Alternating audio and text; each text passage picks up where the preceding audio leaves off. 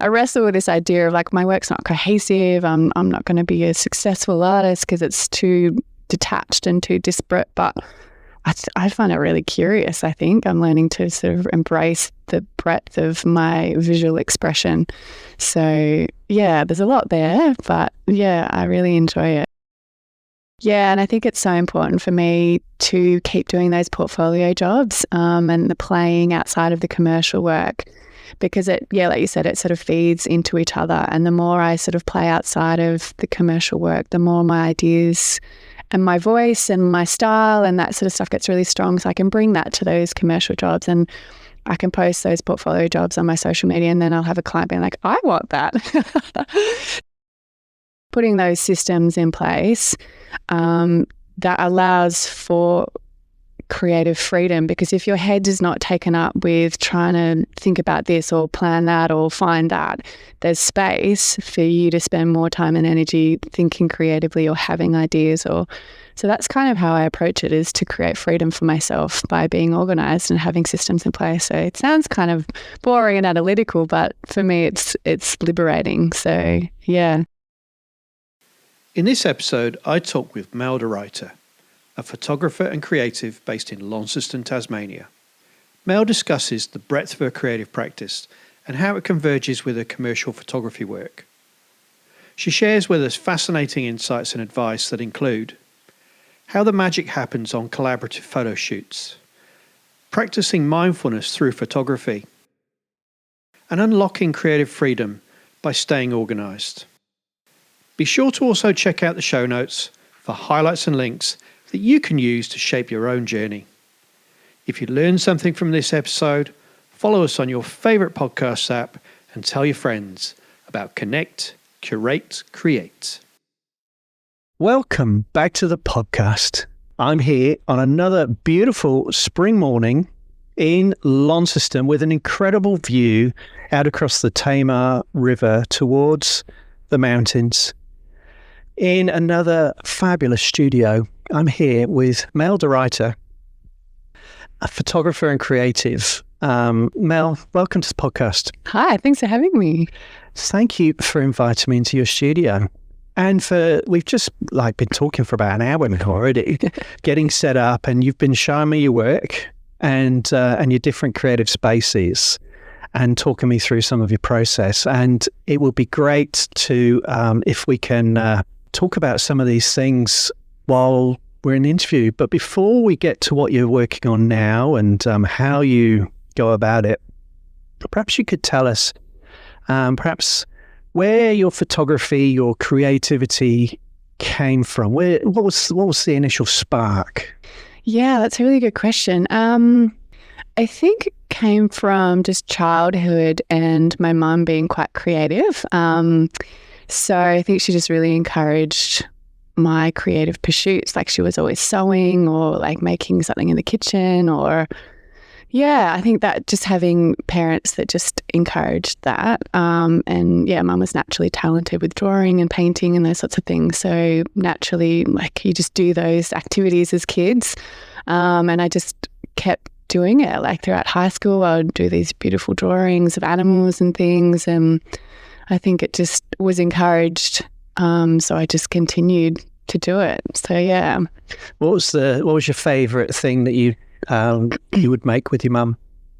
I don't know. I think I just like that we just tried lots of different things. Like, we would sew clothes. I remember I went through a stage of making bags, like handbags out of like fabric samples. And I don't know. I think I just love that she was curious about so many different things, and we just tried lots of different creative explorations. Yeah, and again, so you are a photographer, professional photographer, and a creative. But as a creative, there's so many different elements to your overall creative practice. And you did show me your beautiful sewing machine before, on which you sew leather. Yeah, so that's one of my pursuits or my passions is working with leather. I think my mum and dad got me this little leather kit for one of my birthdays later in my teenage years. And I was like, oh, this is interesting. And just gave it a go, and it just kind of continues. So it's something I do not super often, but yeah, I sort of really love working with the tactile nature of leather. It's such a beautiful product. And yeah, I had this other sewing machine that I worked with, but it couldn't deal with the thickness of the leather. So you bought this beautiful Singer old 100-year-old sewing machine that's beautiful in itself as an object.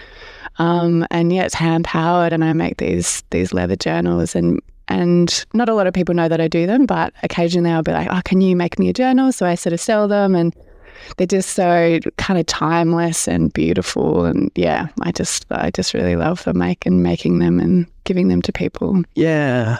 It's something I enjoy. I have leather-bound journals that I've been gifted, and but it's not something I've practiced myself. But I have friends who work with leather, and yeah, it's sort of that artisan crafting. But also, you're using your hands, tactile. I think you just used the word tactile materialities, and the working with a machine as well. And photography can be a lot like that too. That's what it is for me. It's sort of. But I think your practice overall, from what you've been telling me, is you do love working with materials. Am I right? Yeah, definitely. I just think it's that, like you said, the tactile nature of it. I think with photography, it's quite digital, and I feel quite removed from the physical process of making. Like recently I did a darkroom session with actual film, and going back to that process, and that was really nice to reconnect with that physical process of the making. And that's what, I need to keep those other practices in what I do to keep me connected to the surface of things, I think is really important for me as a creative. So yeah, I think that tactile nature, I love sewing and fabric, and I'm just looking at all my things that I've got here on the table, and just all the different, just sketching, and something about being connected to the physical nature of making is really, really important to me. Yeah. Yes. Because I was going to say something quite trite. We live in a digital age. Yeah, we really do, though. Yeah. We were talking about this before. The idea that everyone can be a photographer now, and we just did some selfies with your phone. It's sort of it's so easy and accessible, and how things don't actually get printed out. Yeah, the photographs don't get printed out, but the work that you do have here on the table that you've been showing me, and this is only an audio episode, but. So I'll describe some of it. There are the prints that you made at the weekend, the darkroom prints, and they are pretty epic. And there's a print on some fabric, Mel, why don't you tell us what we've got here, and what it can say about who you are as a creative? Yeah, I guess it's hard to sum up because there's a lot of breadth here, but it's sort of like over 15 years of stuff that I've been exploring creatively, everything from like poetry to watercolor. I sort of experimented with printing my images onto fabric at one stage, the sort of sketching and typography.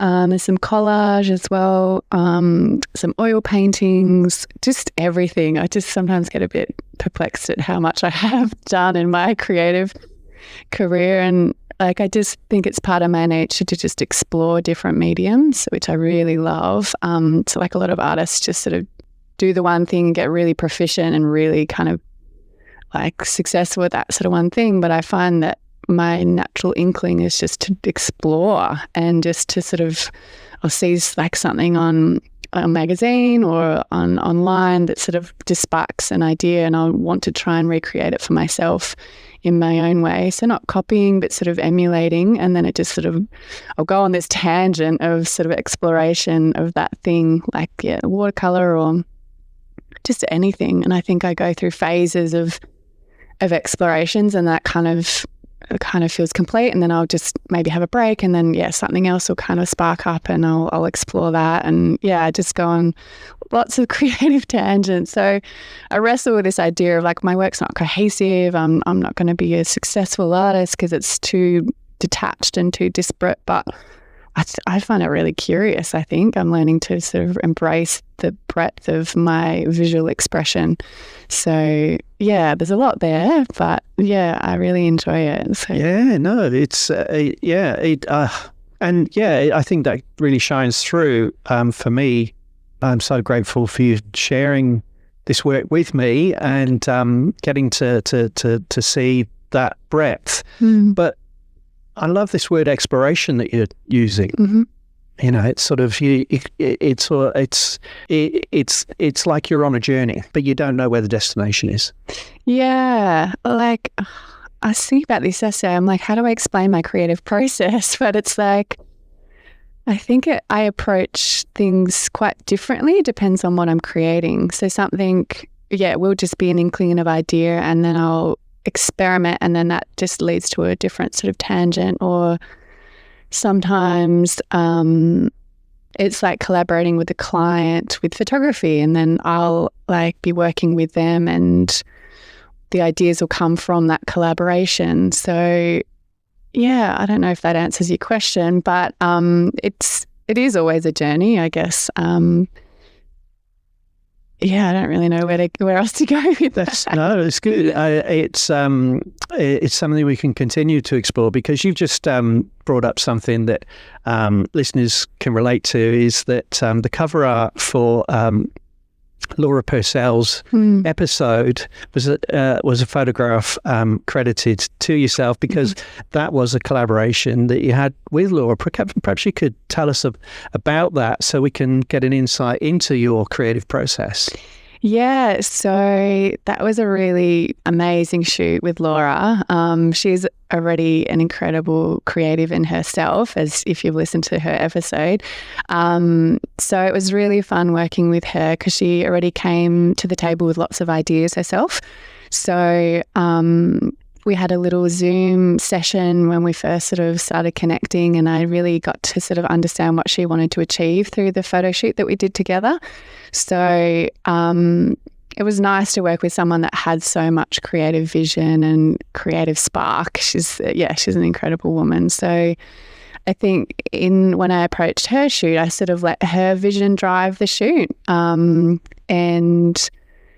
but also brought a few of my own ideas. And it was very much a collaboration, I think, at the end of the day. So we had that initial chat, and then it came to the photo shoot. She brought her whole wardrobe of I can imagine. Yeah, like her boot was exploding with outfits and jewelry, and it was so beautiful and magic. And she definitely has her own style, which I really wanted to bring out for her.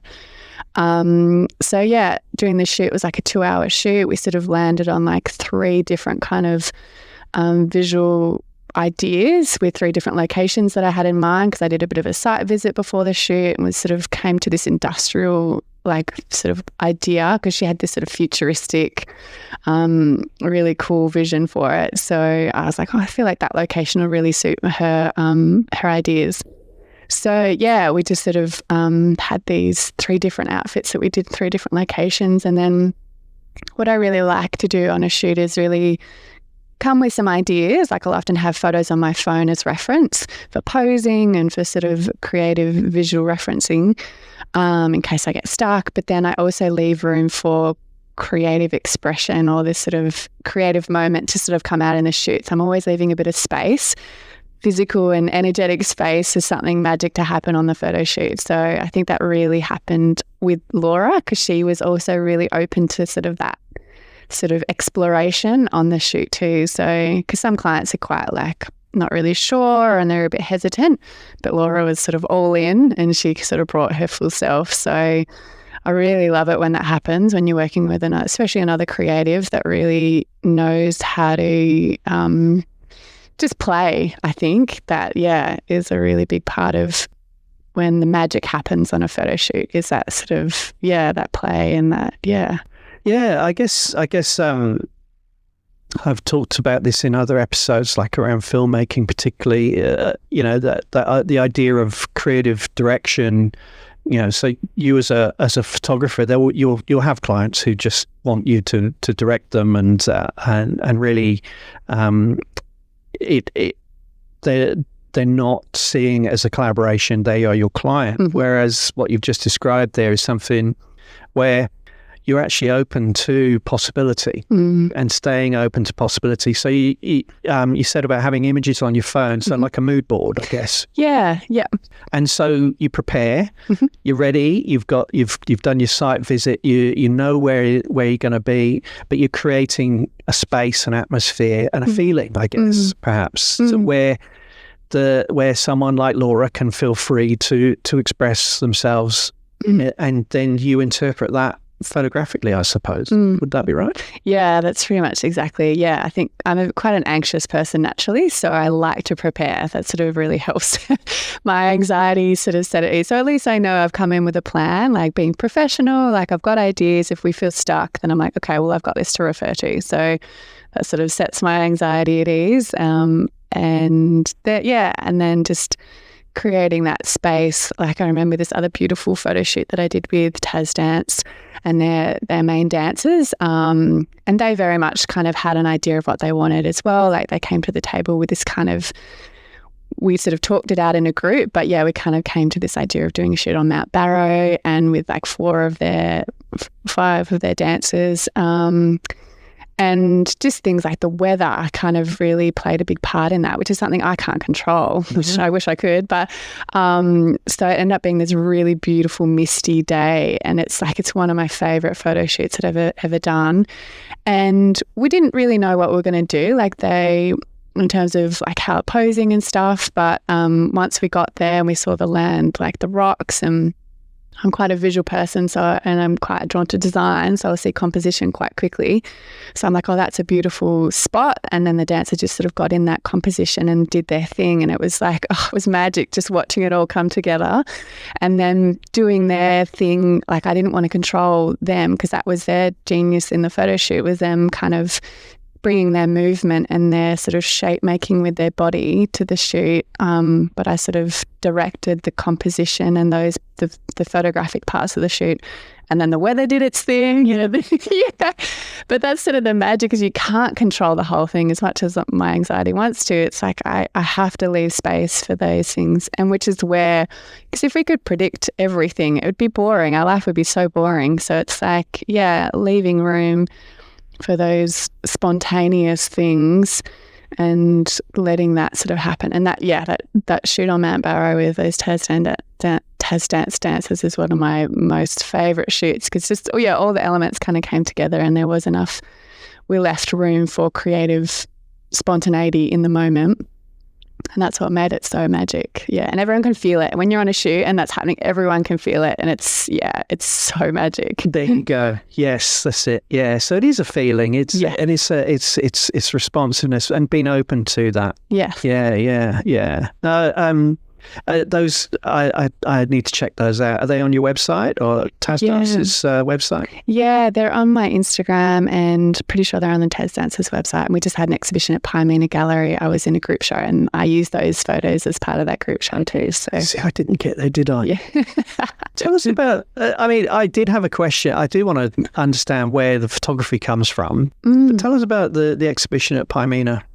Yeah, so it was a group exhibition of photographers, mainly Tasmanian photographers, just exploring photography. I think the brief was quite broad, and Sarah Rhodes did the speech at the opening, and it was really great to be part of a group exhibition and again having my images printed in physical form and being part of a group show with lots of other creatives. It's really validating, I think, to do something like that for yourself, to really own your work and put it on the wall. It's a really validating feeling. Yeah. Yeah, I know that from personal experience. Yeah. Many regular listeners will know, for a long time, my photography never went out into the world. No one saw it but me. But some of the work you have here on the table here, you were saying before, the world doesn't necessarily see all of that, but this idea of putting out your photography and being part of a group exhibition to get validation, I guess, to get feedback and to feel part of something. So let's get back, Mel, to where your photography began. So you were telling us previously about working with leather, sewing, and so many other creative pursuits. But how did that translate into photography initially? Yeah, so I guess the age-old story, like my dad had a camera, I picked it up. Like I think every kind of kid does that. It was an analog camera, so I had film. It was sort of before the days of digital, really. And yeah, that's sort of where it really started. And I got the first sort of roll back of like these 6x4 prints. I was like, oh, this is so magic. It's like capturing something of like life is quite ephemeral. So it kind of happens like quickly and it's intangible, I guess. But having like an image of it, it's like I could capture time almost in a way. Something about it just felt so captivating and magic to me. So that's kind of where it first started.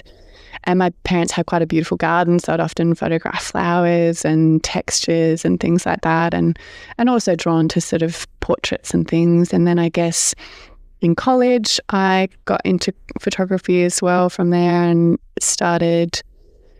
got my first camera and things like that. And yeah, I think like it feels like it sits very much alongside all my other visual creativity. But I went to university and did a contemporary arts degree. I think it was my logical way of making a creative career out of this arts degree was to become a photographer. So at some point, I think I decided that I would pursue photography as like my day job, and then in the longer term have this sort of more expansive art kind of career.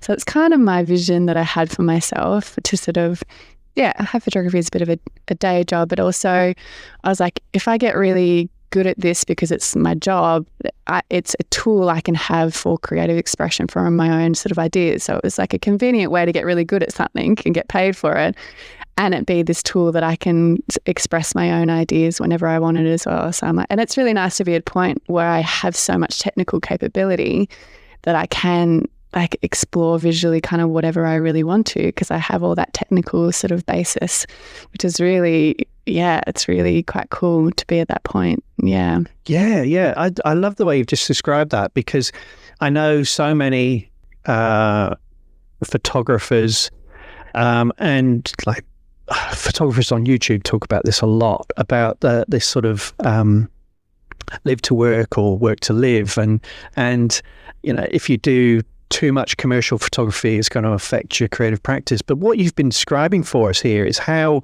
fulfilling your commercial work can be if you channel it into collaborations with cool people, or into finding awesome locations and being open to whatever emerges at Mount Barrow, for example. But also you mentioned so you started photographing flowers in the garden, but botanicals is still part of your work as well, right? Yeah. So something about, I guess it's just nature I'm really drawn to. Like, there's just nothing quite like. I'm just really drawn, like, just a bit cliche, to flowers. But also because I have a macro lens, so I can get quite close and sort of see the details. Like I did some photos the other day, like golden hour on the way the light was hitting the leaves. I could see like the iridescence that you can see when you get really close to a leaf or a flower. So I don't know, something about the energy of plants and flowers and getting that close to something so like naturally beautiful is just really enriching for me. And I do that just as like sort of a hobby, I guess, or one of a side creative pursuit of my photography. So it's just something that I'm captivated by and just keep coming back to. I just love getting close to plants and flowers, but also representing them in more abstract ways. So it's not just a cliche flower. Like they are beautiful and they're nice to capture as themselves, but sort of getting so close to them that visually at first you're like, oh, what is that? And they're like, oh, it's part of a leaf or part of that. So really abstracting it.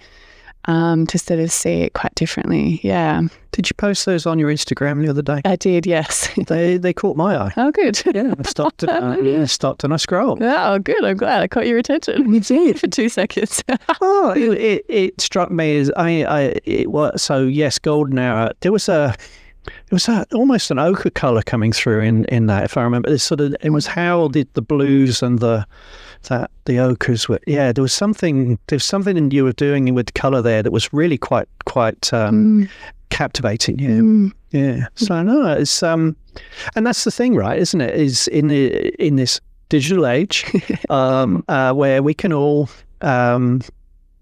pick up our smartphones or devices or whatever, and the camera will do the work for us.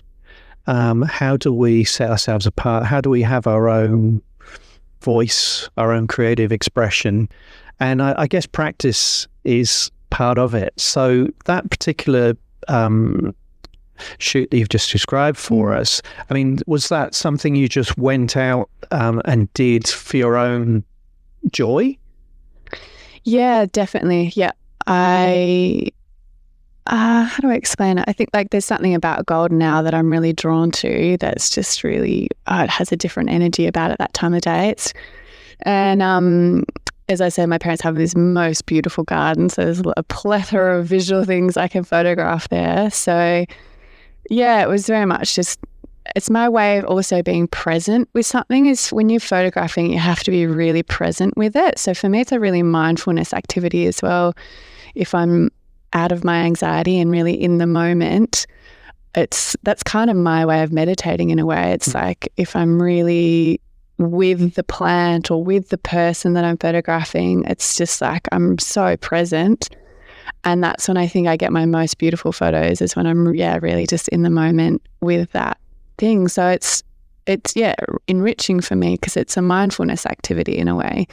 It's me getting out of my own head and out of my own ego and out of my anxieties and things and just being present. And that's just it's calming and it's enriching, and there's an energy to the photos when I'm in that moment, when I'm in my heart and present. They're the best photos. So that's my practice, is coming back to those whenever I approach a photo shoot, just setting that intention and being like present with the person, with the thing that I'm photographing, and the photos kind of just happen themselves, and I don't have to do as much thinking or forcing it to be something. Yeah. Yeah. Oh, the question I asked you was really going to be about, I wanted to lead on to about, how often you shoot and things like that. But you've just talked about something far more important. I think it's something that speaks to what you were talking about. You keep using the word closer, getting closer, but also this being present, being in the moment, and how you capture decisive moments by doing that. My photography, again, I've talked about this, I think, on the podcast before, maybe with Laura, about my photography for a long time was about me getting out into spaces to get away from other things in my life. And I had this sort of simple rule of always would take a deep breath, always breathe before I click the shutter. And that made for, it's more than just that. It's actually, there's something about your interaction with the subject through this mechanical object that actually enables you to take yourself away, clear your mind, let things just pass, and great things come from it. And my most memorable photographs, I would suggest, are probably when I've just been lost in a moment and can't explain it, can't put words to it. It's just a feeling, and that's the feeling that when it gets put on a wall or wherever, that's what viewers see.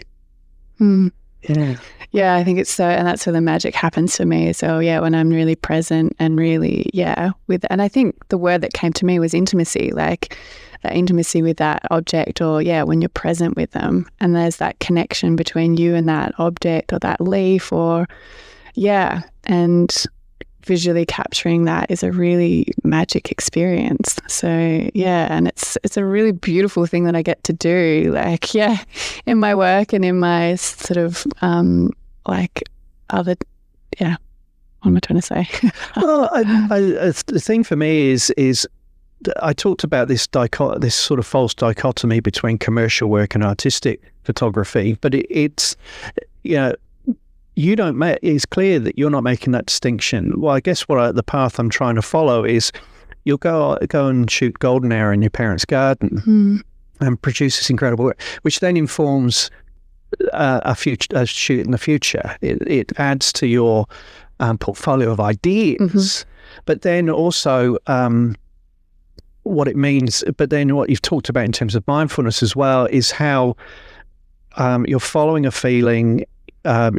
You have this intimacy that then is conveyed to whoever is viewing the end products, and that that you can bring that creativity, that artistic vision into commercial work, and that's what sets apart the really great work from everything else. Yeah, and I think it's so important for me to keep doing those portfolio jobs and the playing outside of the commercial work, because like you said, it sort of feeds into each other. And the more I sort of play outside of the commercial work, the more my ideas and my voice and my style and that sort of stuff gets really strong. So I can bring that to those commercial jobs, and I can post those portfolio jobs on my social media, and then I'll have a client being like, I want that. So it's like, developing more of that unique style and sense of like photography. So then I can offer that to my commercial clients. So it's this dance of back and forward. And that's why I need to keep reminding myself to do portfolio jobs that have no expectation, no client outcome, nothing. It's just that freedom of play, so that I can just go where the ideas lead me. And it's that, leaving that space to really play, and then, have clients be like, can I have that too? That's a really satisfying feeling. Absolutely. That's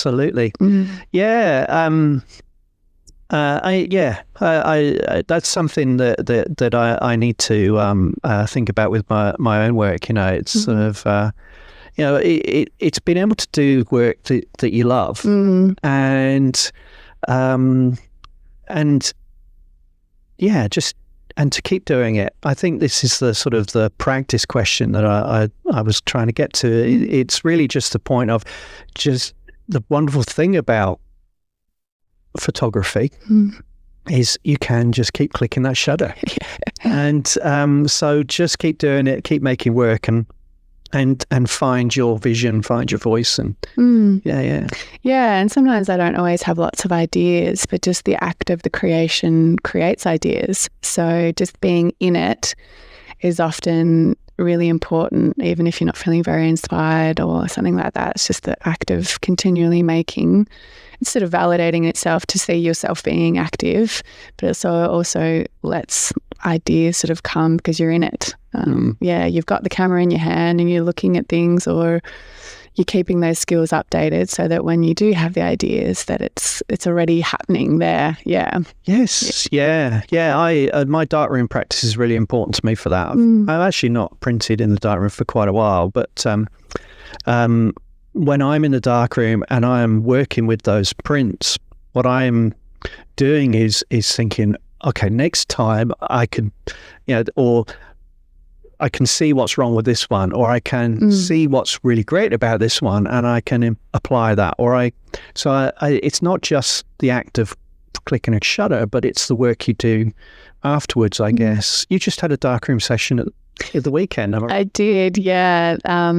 Two of my friends, Anthony and Leroy, invited me over to their house because they've got a dark room, and it was so fun. It was so much fun. Like on one weekend we took the photos and developed the film, and then the next weekend we had a darkroom session and developed the photos themselves. And it was so much fun to get back to that kind of the physical process of making and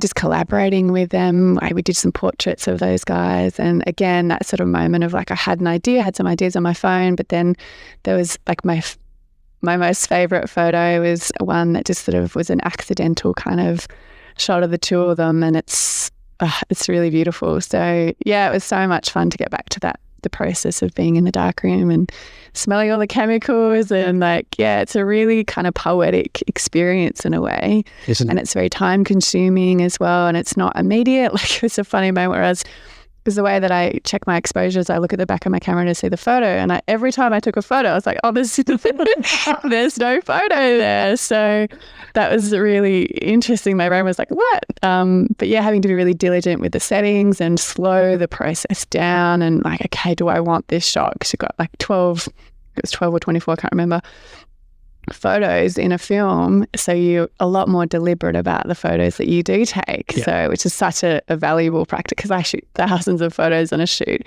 which is also a valuable thing in itself. But I think there's something really nice about sort of being really deliberate with the photos that you do take. So, well, I mean, back in the day, film photographers would shoot thousands as well. They use Polaroids to check their exposure and things like that. But even Polaroid film is expensive now. So but it is I think that's another thing, is slowing your process down.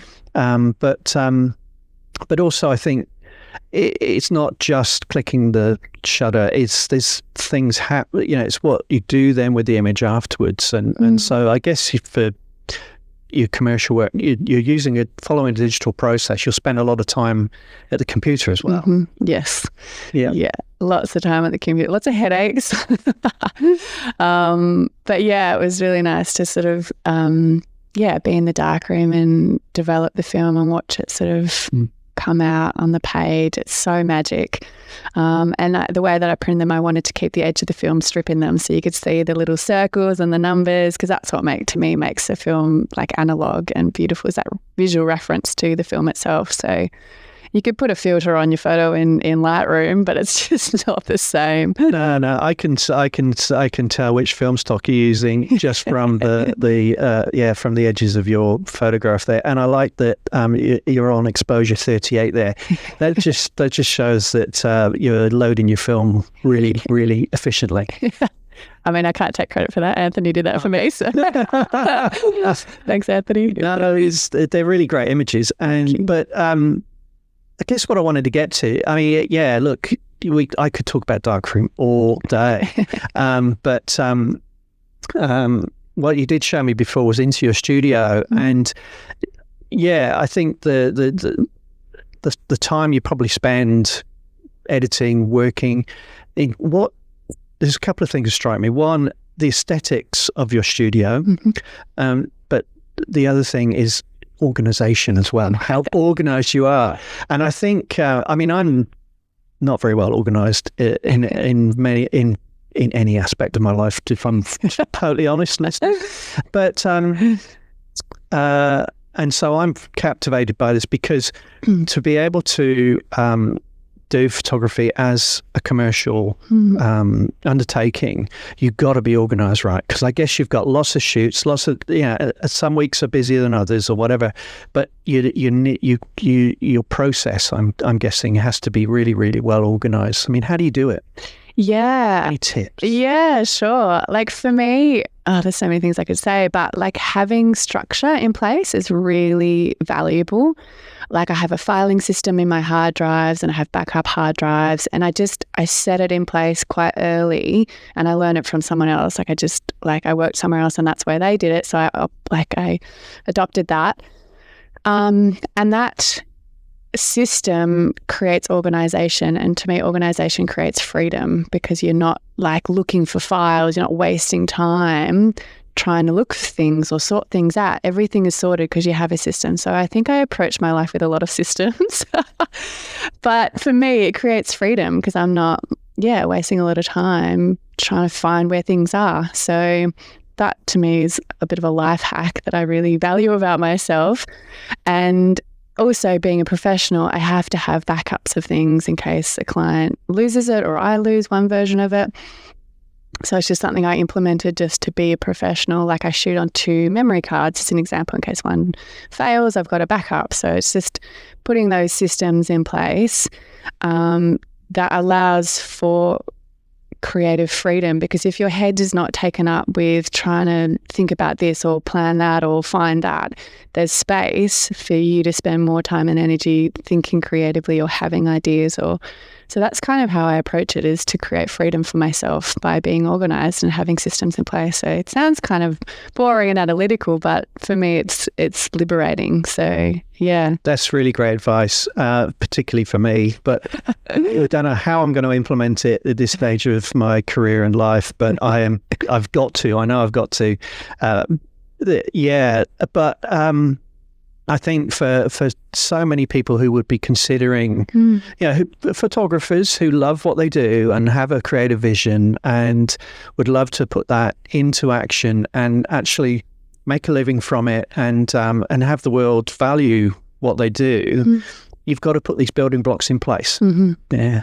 Yeah, definitely. And it's definitely been a journey for me to value myself and sort of like as a professional photographer and earn money from what I do, especially from a creative perspective, because it is like, I was thinking about this yesterday, it's quite an intangible thing, art and creativity. Like you can't really put a money value on a lot of that. So it's a tricky journey. Really sort of had to navigate it with a bit of guidance and advice and things, but it's very rewarding as well, like earning a living from what I do and my creativity and my photography. So yeah, it's tricky, it's tough working for yourself as well as a creative, but it's very rewarding, and my time is my own, which is good and bad, but I am my own boss in every way, so that's really liberating as well. So I don't think I could go and work for someone else anymore. No. Yeah, I understand where you're coming from. I mean, what you've talked about is creative expression and creative freedom that comes from understanding yourself and your creative process and what works for you and putting things in place to be able to have that freedom. So what does freedom look like for you? Oh, that's a big question too. What does freedom look like? I guess it's, being in control of my own time and my own energy, and creative freedom. Having, like I was saying, having system in place so I have time and energy to be creative, but also work when I want. Like I could work at 10 a.m. or I could work at 10 p.m. And valuing my own rhythm as well, and not having to go to a 9 to 5 so I can value that rhythm. Like sometimes I just don't have any energy to be on the computer at 10 a.m. So I'll go out for a walk, I'll go on kayak, or I'll go for a motorbike ride, like the things that fuel me. So I think freedom for me is being able to, manage my own time and energy with my own flow. I think there's a balance between, because we all have bad habits and self-indulgences and things, so it's managing that as well as being realistic about those things too. But I'm quite self-disciplined, I think, so I know how to manage that. So I think it's letting myself flow with my own rhythm is probably my version of freedom in that sort of context of work and creative expression. Yeah. That's so wonderful. There's no need to follow that up. It's just, I love the way you've put it, Mel. Again, people can take away from this episode. So, not just practical tips, but also just this sense of how you are so self-aware and very mindful. And I think that's a wonderful thing. So what's next? Where are you going? Which creative direction are you taking next? Yeah, that's a great question. Well, I do have an exhibition coming up at the end of the year. And I'm feeling a little unsure as to what that's going to be yet, but I'm excited to sort of, I think, go on some tangents. Got to had an exhibition recently, so I think I'm going to explore some of those avenues even further and deep dive into that. And just going back into the darkroom just even last weekend, that was really fun. So I don't know, I think I'm in a bit of a lull at the moment, but I'm leaving room and space for something to captivate me. And like I have this sort of set of magnet words on my fridge, and I often write poems with that, just randomly when I'm cooking or something, I'll write poems. So there's little moments like that, I think, that often happen throughout my day that kind of go off on tangents of their own. So just leaving space for those sort of tangents to sort of lead me yeah, so there's lots of tangents I could take at the moment. Oh, wonderful. Well, I'll look out for the exhibition and I'll definitely come to the next one. Thanks. Sorry, I didn't get to the last one. And we'll let listeners know where to find you on Instagram. So what is your Instagram handle? Which is the best one? Yeah, I've got two. So the best one is more my photography one. So it's Melanie_Kate_creative. A Kate with a K. And my personal is Mel de Ruyter, and that's where I'm starting to explore more of my like sort of poems and my painting, and that eventually I'm going to merge the two together because it's all me, but I think I've just been approaching my professional one as more professional, but yeah, I'll eventually bring them all together and be one creative visual expression on that Instagram. So yeah. Oh wow, that's quite an image for you to leave us with there, Mel. This convergence of Mel and Mel's work, and thank you so much for this captivating interview. Took us in a direction I wasn't expecting to go in, as usual.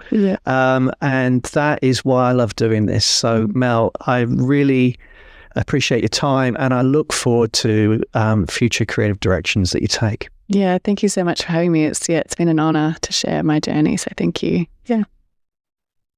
Thanks for listening to this episode of Connect, Curate, Create.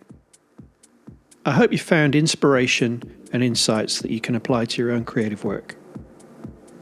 For highlights and links, check out the show notes, and be sure to follow us on your favourite podcast player so you never miss an episode. Tune in next time as I continue to explore life and work in the arts.